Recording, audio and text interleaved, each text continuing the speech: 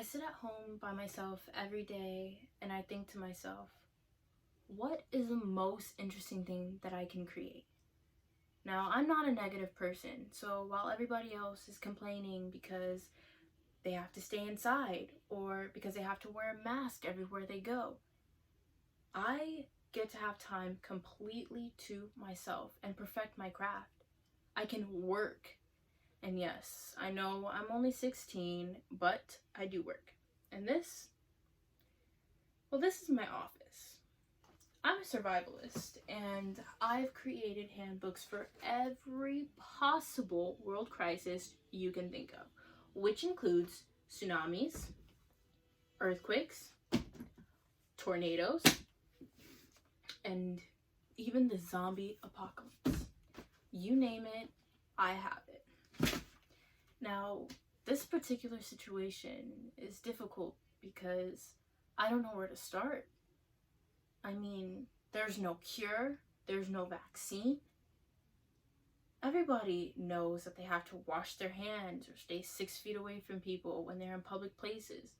But I think it's also important for people to stay emotionally intact with others and themselves. It's important to spend time with your family because that's what matters the most. Being positive is the only way to have a positive outcome. Wait a minute. That's it. That's the solution for my book. If we can focus on the positive things, we'll have a positive outcome. If we wait it out, eventually everything will go back to normal, right? So, my solution for a positive post-pandemic is 1, work on your craft. 2, stay positive. 3, spend time with your families because this opportunity only comes once in a lifetime. And 3, take care of yourself. Now, I don't know about you guys, but I have a book to write.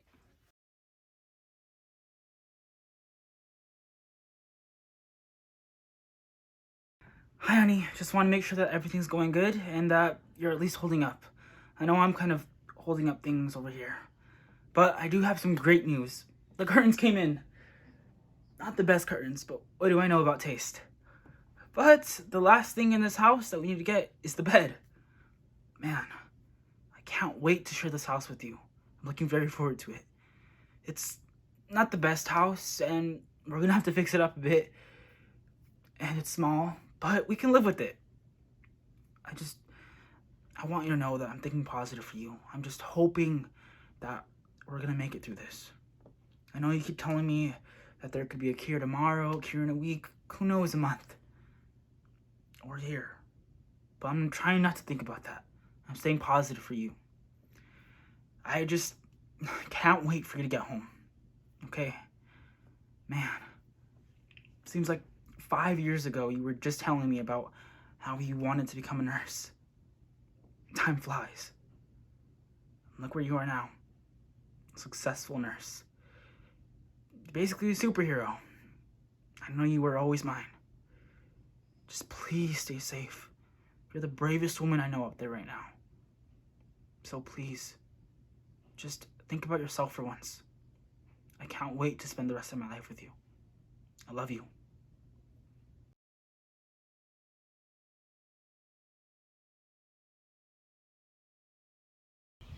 As a dog, I really don't have much to think about.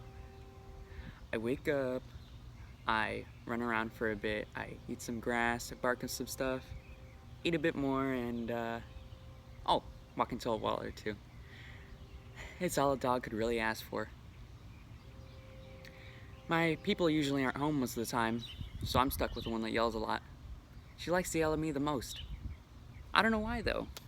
I'm only barking to scare away the man with the bag and those cats. Yeah, I hate cats. Who do they think they are, walking around being cats? Oh, but that's how it used to be. Now everyone's home all the time. I think they're clones. They just don't act like they used to. They stare at those light boards and make clacking noises on those clacky boards, and they look droopy. Like me after I take a bath. Oh well, at least I can bake for more bacon and belly rubs. And when they aren't on those clacky boards, I get the most attention I've ever had in a long time. Almost as much attention as when I ran out the house.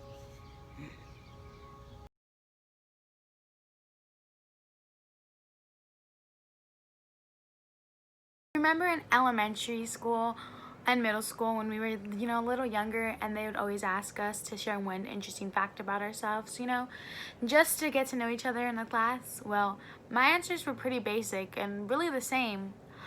Up until 8th grade, that's when things got really interesting. I have 11 siblings. I know, it's crazy, and you're probably thinking, there's no way she has 11 siblings. But I do. I guess you can say my mother loves a lot of men. I've met about 3 Bobs, 4 Jims, 7 Tylers. I don't even remember. I really lost count. I just remember faces. They come and see the kids. So, yeah. Anywho, as you guys know, there's a lot of stuff going on in the world right now. A lot of people are scared. There's a lot of fear, a lot of anger in the world. And when I found out we were going to be quarantined, I lost my mind. All I can think of was, how am I supposed to spend 2 weeks in quarantine with 11 kids and my psycho mother? And fast forward now, it's 2 months into quarantine, and it's literally not what I expected. It's way more interesting, but not interesting that you're probably thinking of. You see, before all of this, I never really had close relationships with most of my siblings. It was just, we lived in the same household. We see each other all the time. I don't really know them on more of a personal level, but lately we've been connecting, and honestly, I've never been this happy. The age range between me and my siblings is crazy. I'm the oldest, I'm 17, and the youngest is 2. He's a little toddler. He's so cute. I love him, but he sometimes gets a little annoying. But it's okay. They're my siblings. What else do I expect? We've been playing little board games, with the younger ones. We were playing a board game, and I was playing with the toddlers. I was playing Monopoly. Don't play Monopoly with toddlers. They do not know how to lose. There's tantrums being thrown. I won because I'm better than them, but they don't know how to lose. So I recommend not play Monopoly with toddlers. And with my older siblings, well, I'm the oldest, but the little older ones, they're about 14, 15, and 13. They're girls. So we've been just having girl talk, talking about boys. We've been doing each other's nails, and we did hair and makeup. We really just connected, and I've never felt this much happiness in a really long time. I struggle with my own problems, and I've been looking out in the world for answers to make me happy, and the reality is I literally had it right under my nose. I know times right now are difficult, and you're probably thinking, I just want to go out, I want to see my friends, I want to be around people who make me happy. But it took this to make me realize that I needed to appreciate more of what I have, because without my siblings during these times, who knows where I would be. My mom's probably swiping on Tinder right now as we talk, trying to look for a new father for a new child, but I'm here spending with my siblings, and honestly, I couldn't ask for anything better. So stay safe, and remember to love your family.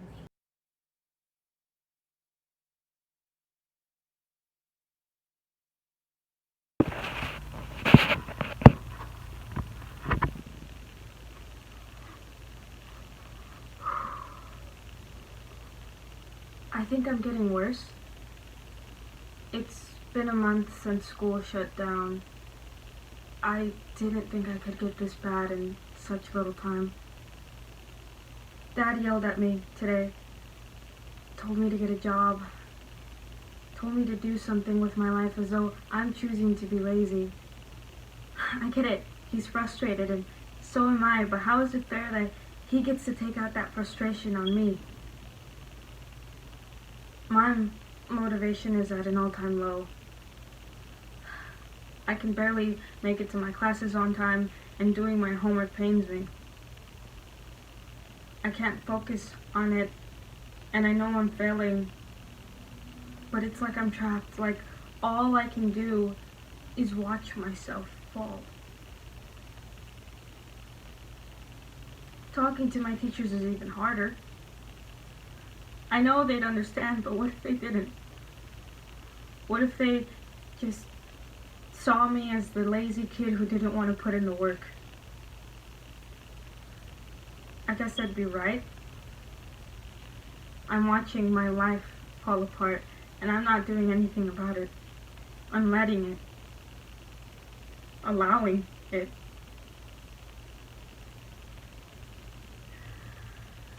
I think that's enough for today. Who knows what tomorrow will bring?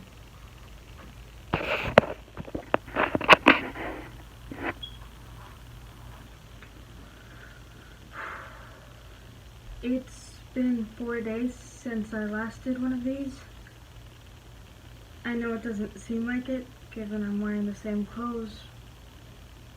I suppose time passes quickly. I haven't touched my homework at all, and I've missed basically every class this week. I don't know how to get out of this hole. Every day it just feels like it's getting worse, and I know that sounds cliche, but it's the only way I know how to describe it. Being out of school has ruined my stability in ways I didn't even realize. It scares me to think about what will happen once I do leave school for good. It makes me wonder if I can really survive the outside world. It's 3 a.m. I should just get back to sleep.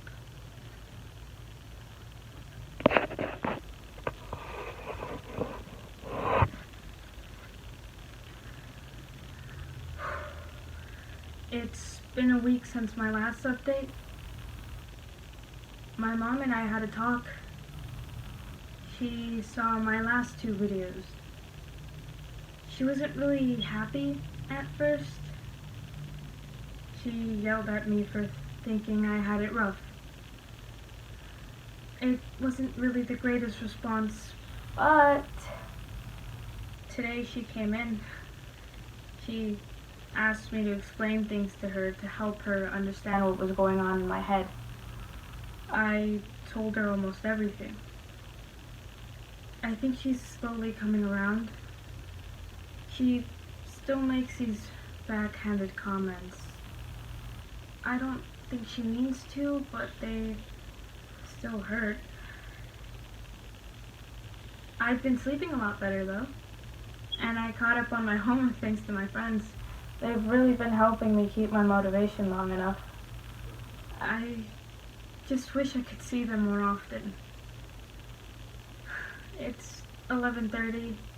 I told them I'd be asleep by now, or at least trying to sleep by now, so I guess this is my goodbye for now.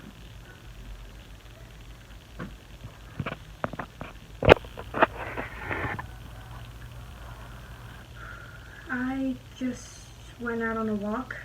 It was really refreshing after being cooped up for so long. Mom told me that after all of this dialed down, she'd take me to go see a professional. I know it's not going to be easy. It's going to be really, really difficult.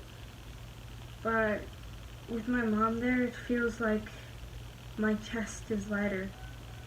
Like it will get better. Anyway, I gotta get going.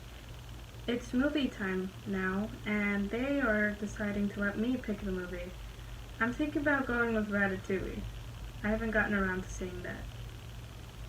Anyway, I suppose this is me logging off.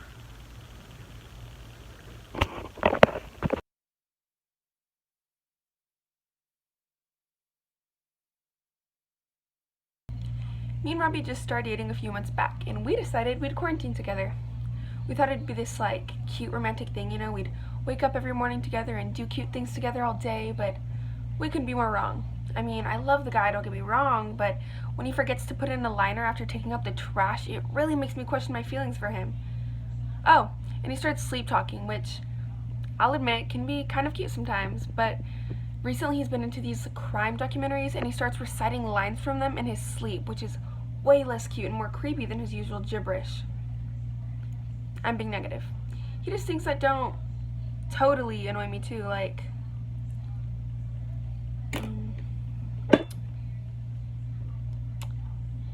He makes me breakfast every morning.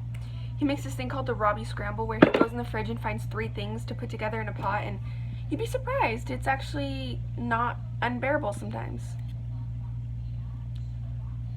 I got it. He calls his grandmother every day. It's kind of weird that the call lasts 4 hours, but they're just really close, right?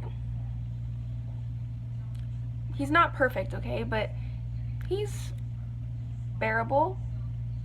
And quarantine's almost over, right?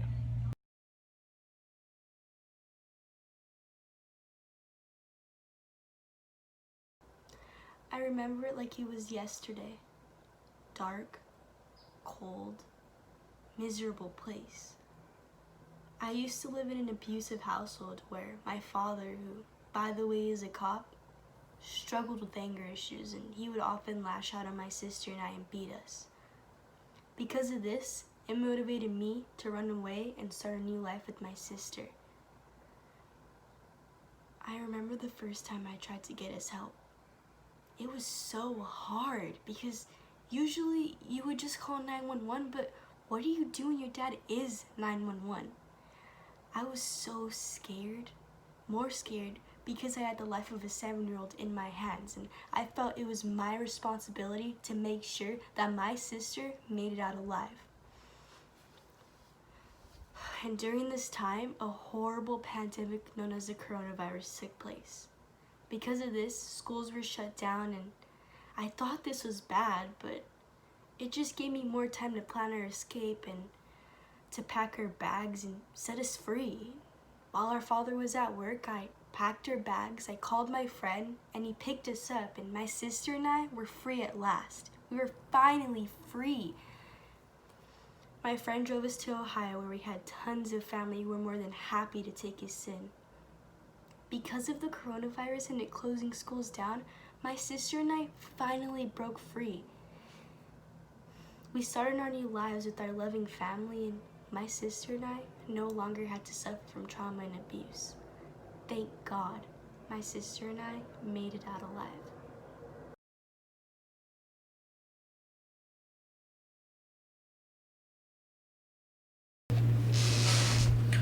Do I think that my role as a live streamer is more significant now?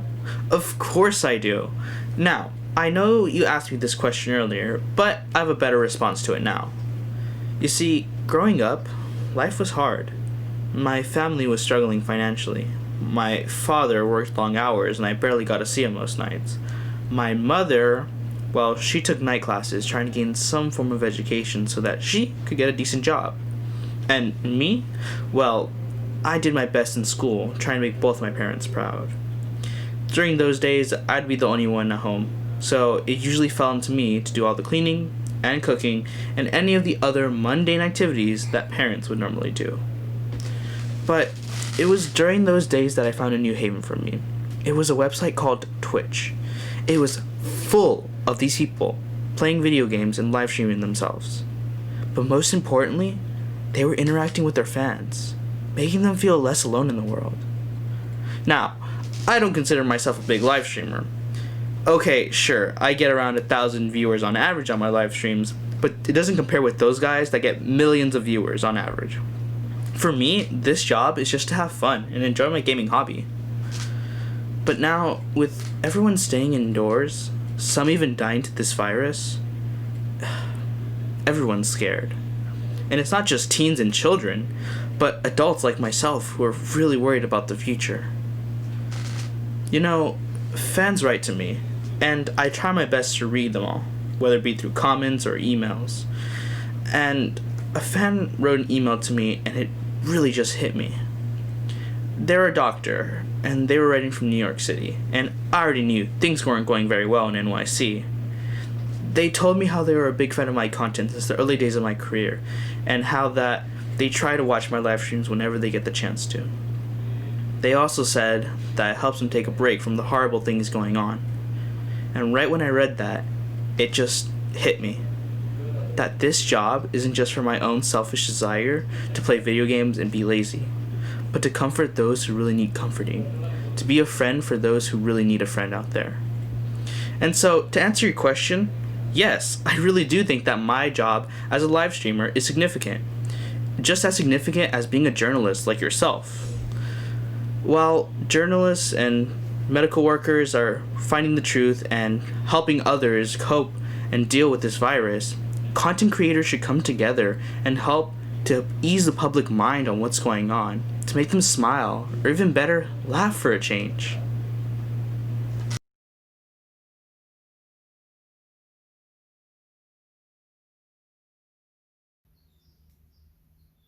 This is a toast for my mom. For the wedding, I was forced out of my dorm because school got cancelled. I never even planned on going to the wedding, but coming back home meant I was forced to.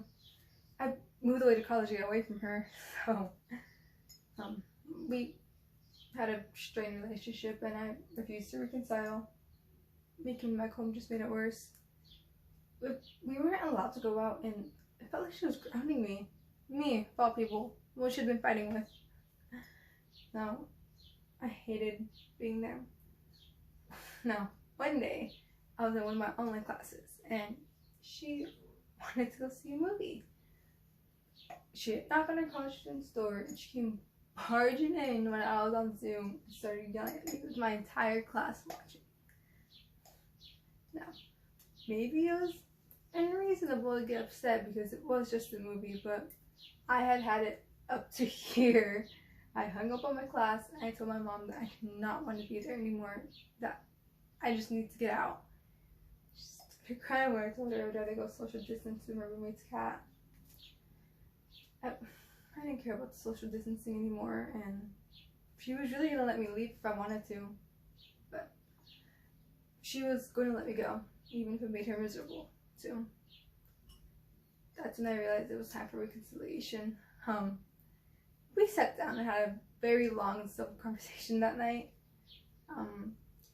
She explained that she was only hard on me because she didn't want me to be alone when she got married, so she tried to keep me here, and I explained that I didn't like the way she had been treating me.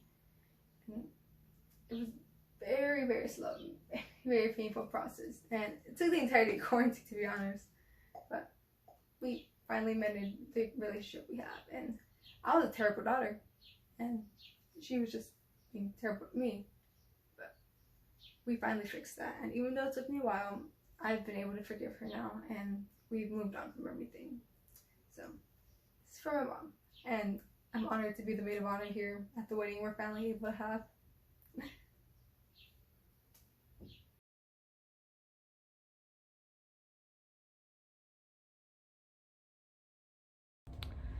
Everyone says you haven't completely lived until you've been to Europe. And so I went. Maybe it's best if I explain. My name's Eden, and after many people trying to persuade me to join the foreign exchange program, I did. Long story short, I ended up in Italy for my final semester of high school. It was really great. I was way less shy and way more confident. I had so many new friends, and we would all go explore the city together. The food there was so incredible, and I learned so much about the culture. I guess what they say is true. The only problem is, I never really took the whole coronavirus thing seriously until it affected me. Which is bad, I know, but can you blame me? The United States government only gave me a few hours to decide if I'd be going home or staying in Italy. I decided I'd go home. But it wasn't that easy. Finding a plane ticket to my hometown was impossible. I had to go when those 4 states over. I wouldn't say goodbye to my professors or my friends properly, but I still boarded the plane. It made me so anxious to travel. I couldn't stop thinking of all the germs that were surrounding me. I was so scared I'd catch the virus and give it to my family. That wouldn't be the gift from Italy they'd be expecting. But I did make it home, and I luckily made it home safely. But I know there are so many other people that weren't as lucky as me. And the circumstances to which I had to leave Italy were not ideal. But what is ideal in this time? I just know that I'm staying safe, and that my friends in Italy are too, and I'll be able to see them when everything's okay.